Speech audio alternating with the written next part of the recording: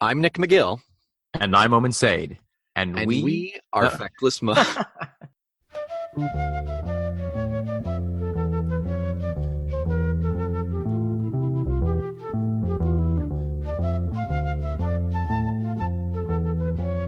Welcome to Talk Tull to Me. Here on Talk Tull to Me, Nick and I are going to venture through the entire catalog of Jethro Tull. That's 22 studio albums, about 200 songs total. And if we finish those and you are desperate for us to talk Tull to you more, there are 9 live albums, and we don't even know how many bootlegs. That's right. A song at a time, chronologically through the Tull library. It will be years. Both of us have agreed not to die until we finish this project. Good point. So we're starting from the bluesy beginning, all the way in 68. We're going to go through the prog rock concept years, then the less than stellar synth-filled 80s, to that upturn in the 90s for Crest and Catfish. Those were really good. Oh, yes. And then the plateau in the aughts that gave us the Christmas. Well, the Christmas album isn't that terrible. But yeah, the plateau in the aughts and maybe a couple more from the teens. And who knows from there? Like Omen said, we have plenty to choose from. Why don't we jump right into the very first studio Jethro Tull album? This was 1968. This is the only album for a number of reasons. This is the only album that has Mick Abrahams on guitar, and he actually helped write a couple of the songs. This is the only studio album where Ian Anderson does not sing lead vocals on a song, which is taken over by Mick Abrahams. Which isn't to say that he doesn't sing lead vocals on most of the songs, but there is a song where someone else sings lead vocals, which is, as you're saying, totally unique within the discography of Tull. The other note that I wanted to say, that in the liner notes of the original album, it says, "This was how we were playing then, but things change, don't they?" Oh, interesting.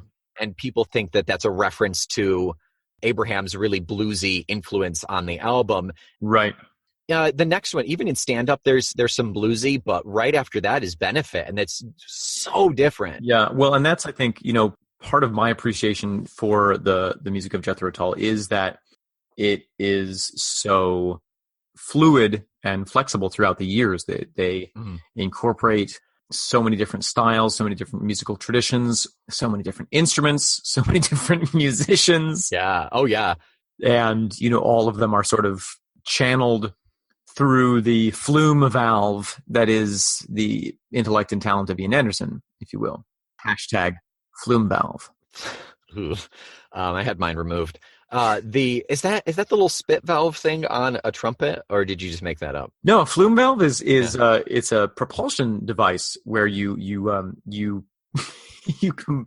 force water from a large chamber into a smaller chamber and into a smaller chamber, so that the pressure builds and builds and then is finally funneled out through a focused point.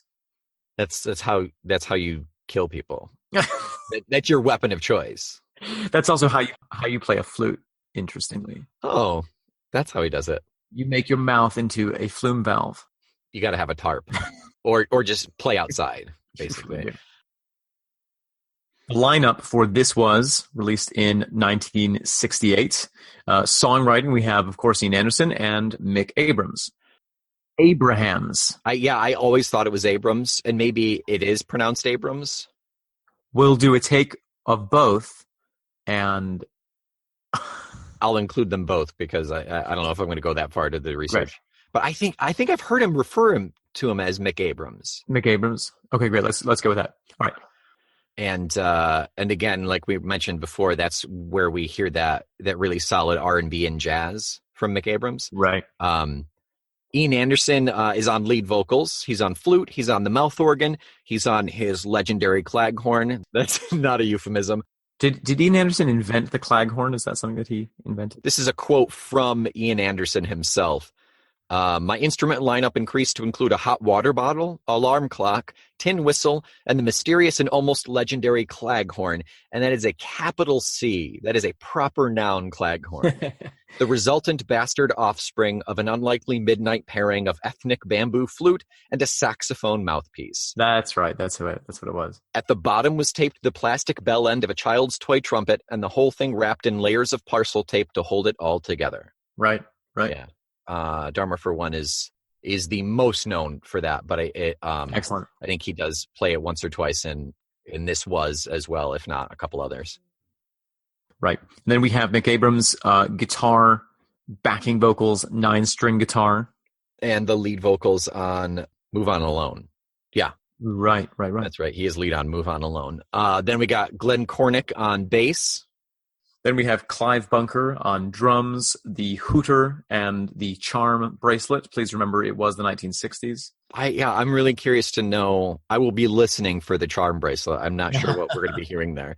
And an additional musician, not in Jethro Tull, although I think I've seen his name on a couple times after that, on the French horn and some orchestral arrangements.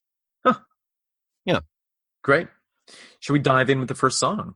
We're going to hop into My Sunday Feeling, the first song off of the first album of Jethro Tull.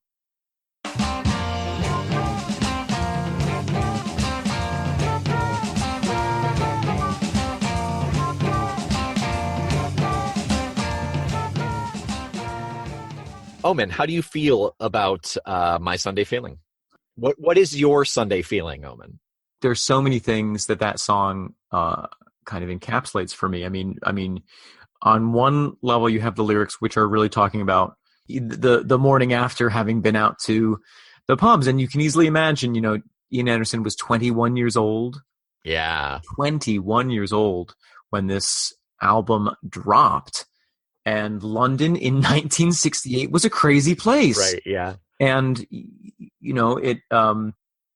London is still a crazy place now, and I think that I can't even imagine what it would have been like with all the social energy that was happening at that point. I mean, there were massive protests happening for a number of social causes. Mick Jagger was in London. David Bowie was in London. I mean, it was a hopping spot, and they were all that young. That's right. And they were playing at some of these big clubs where a lot of the big bands got their start. And so the lyrics and the kind of feeling of it reminds me of being in college and being out all night and waking up the next morning and just really having no sense of where I was or what I had done. And even though, Ian Anderson is riffing on this very traditional blues format and bringing that and using it for what it's meant for, which is to convey a strong feeling. Mm-hmm. He's already starting to do it with his typical innovation there. Yeah. And I want to point out, I read that even by the time this album dropped, Tull was playing in the same clubs that the Stones were in. At least that they had started in. But they were already on the circuit of London venues. So 21-year-old. You've been drinking, I don't know, drinking age was what? Probably 18, if not younger? I think it was 18, but I don't think it was enforced. Right. Yeah. You've been drinking for years. You're out with your friends playing music. Right. It's all hours. Exactly. Saturday night, you don't go to bed until 4, or you wake up at 2 in the afternoon. The first thing that I wrote while taking my notes was, he's singing what he knows. He's writing what he knows. This is his life. But it's also universal. I mean, it reminds me a lot of Johnny Cash's Sunday Morning Coming Down. Yeah. Which is expressing a very, very similar feeling, even though he's doing it in a different way. And there's even some of the similar references to cigarettes and everything. Yeah. It's the same story, a different language. Totally. But what's so exciting about this song and about the sound of it is that whereas Johnny Cash takes that feeling and turns it into this extremely mellow kind of soul-rending experience, Jethro Tull has put this incredible energy into it. And so you almost get the sensation of of having that confused, disoriented experience in a city which is just seething with life all around you. Yeah. You expect it to be, if we're thinking classic blues, that mellow, like, oh my God, I woke up with a hangover, but it's more like he's delivering it. He's singing about last Sunday. It's Saturday and he's singing about last Sunday with that Exactly. amount of energy. Exactly. Can you recall what your impression of this song was the very first time that you heard it? This album, for someone who, like we said earlier, even though Benefit is album number 3, like I listened the hell out of Benefit and had no idea that Tull had this sound from This Was. Absolutely. So I think it's kind of similar in the sense that if someone picks up an album, who the heck is Jethro Tull? Let me put it on. Like, this is your first impression song. Yeah. Energy, something, it's relatable, but it's also like a kick in the face of energy. And that manic flute in there is a unique sound that aside from like the really jazz musicians, you didn't hear a lot of in rock.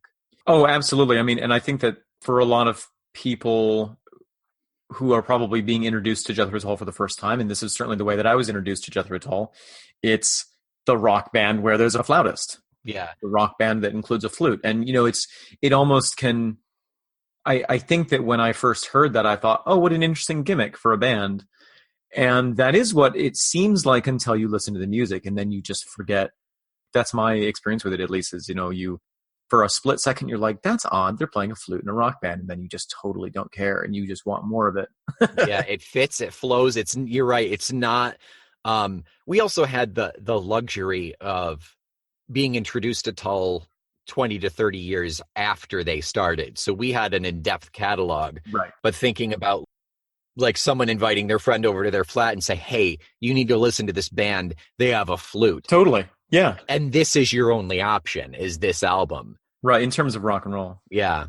Yeah. And but I think that was an interesting point about like, it could very easily be a gimmick, but they wouldn't be 50, what is it, 50 years now? 40 years now? 68, 50 years. Is this the 50 years mark since? Yeah. Wow. Yeah. So they would not have lasted 50 years were it not for that flute. And that's pretty much at this point, that's all Ian Anderson can do anyway.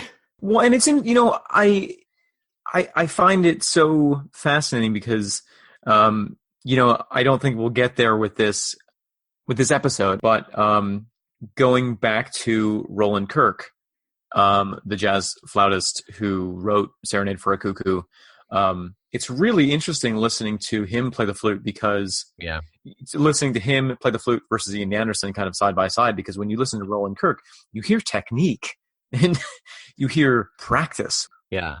And Ian Anderson has neither of those things. Taught himself. Yeah. I heard this one time in an interview that someone was like, why did you start playing the flute? And he said, well, I walked into a music store one day and I saw it hanging on the wall and I thought to myself, that seems like a good idea. Yeah. And that was literally it. Yeah.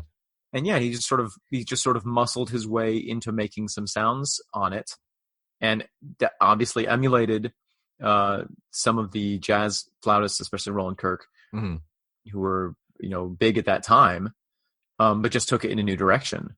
Yeah. And if you go listen to Roland Kirk's Serenade for a Cuckoo, like you can hear Ian Anderson picking that up. Absolutely. I hear Roland Kirk in Anderson's playing.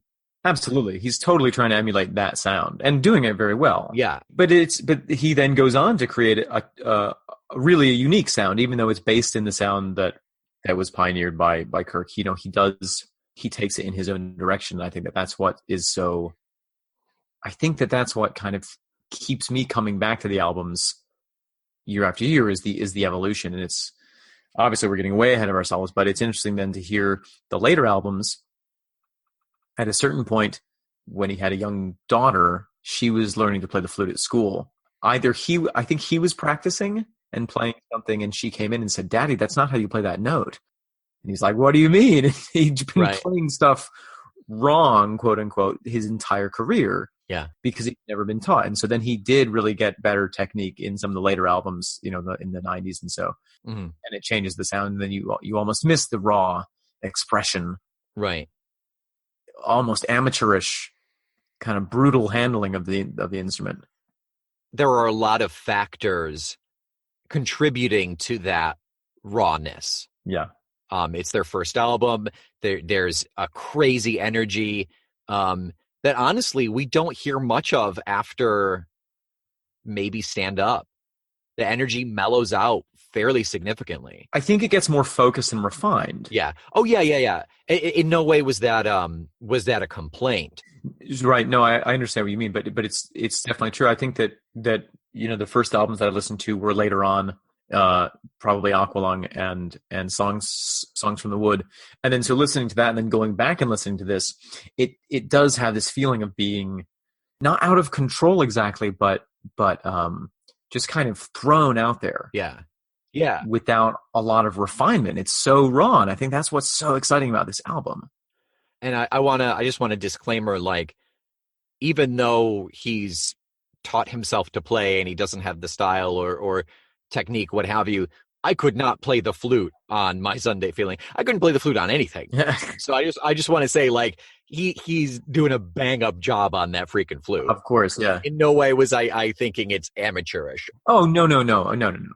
It's amazing. The interesting thing as well, listening to it again, is hearing the guitar. Because even though Mick Abrams only played on this one album, I think that even on this very first song, I'm hearing things that he is innovating that I think go beyond this album to Martin Barre, that Martin Barre picked up on and continued throughout the entire rest of this discography.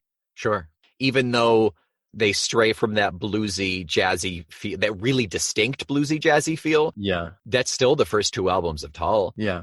So even though due to creative differences, Mick had to split, you're still going to look for someone that can create your sound. Because if you're going on tour between This Was and Stand Up, you're playing mostly This Was. So you got to have someone who can hit that sound. That's a great point. I never thought of it that way.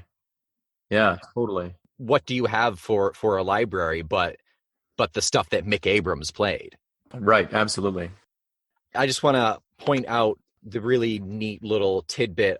Right around 3 minutes, 12 seconds, the coda kicks in in My Sunday Feeling.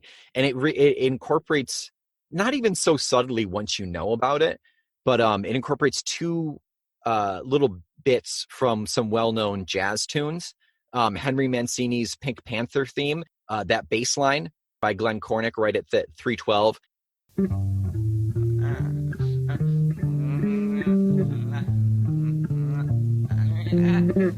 And then the Work Song, or just Work Song by Nat Adderley and Oscar Brown Jr. If you were to go YouTube those and then re-listen to My Sunday Feeling, you'd be like, oh, yeah, I hear it. Yeah. And they're in there, and it's just I think that's the icing on the cake of, like, this is our first song. Yeah. We're young, we're fresh, we're pulling in Kirk's flute, we're pulling in these jazz themes, and I bet you dollars to donuts that is Abrams doing is pulling in those jazz themes. Yeah, I mean, I think you said it's a real synthesis of so many disparate styles and themes and ideas that come together in a remarkably cohesive way. Yeah. My Sunday Feeling. I think that about wraps it up for My Sunday Feeling. Amazing.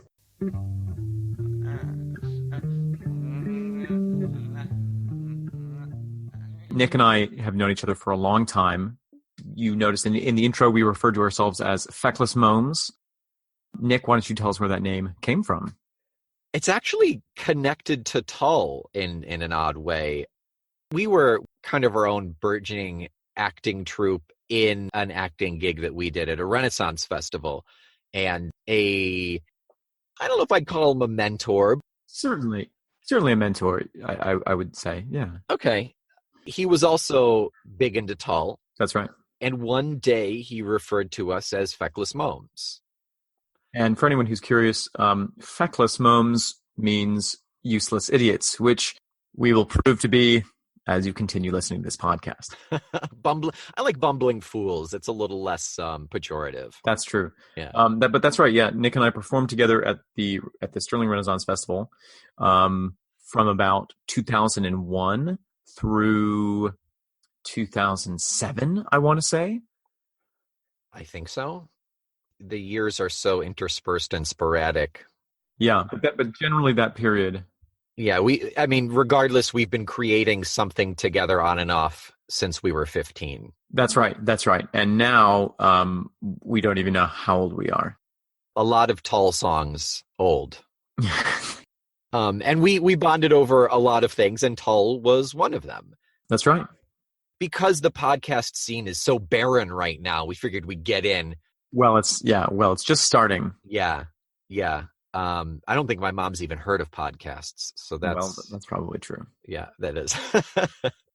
I just also wanted to make a note that Nick and I are not Tull experts exactly. We are more Tull aficionados. Yeah, absolutely. We have grown up with a love for this music.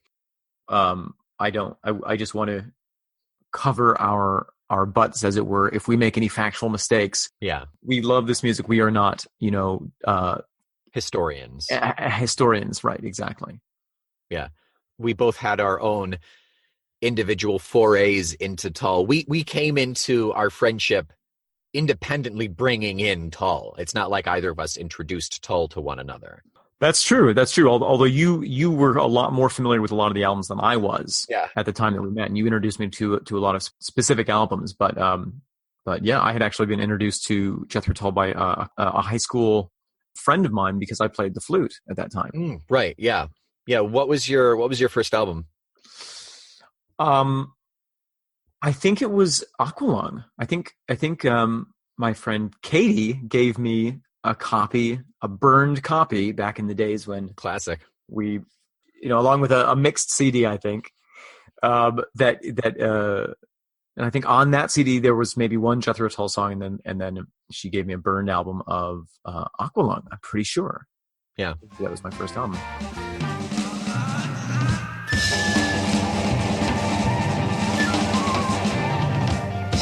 Well, thank you for listening to this week's episode of Talk Tull to Me. We just wrapped up My Sunday Feeling. Come back and listen to us next week when we will be covering the next song on the album, which is what, Omen? Someday the sun won't shine for you. Let's leave it on a positive note. And until then, we will be talking Tull to ourselves. And we will be feckless momes.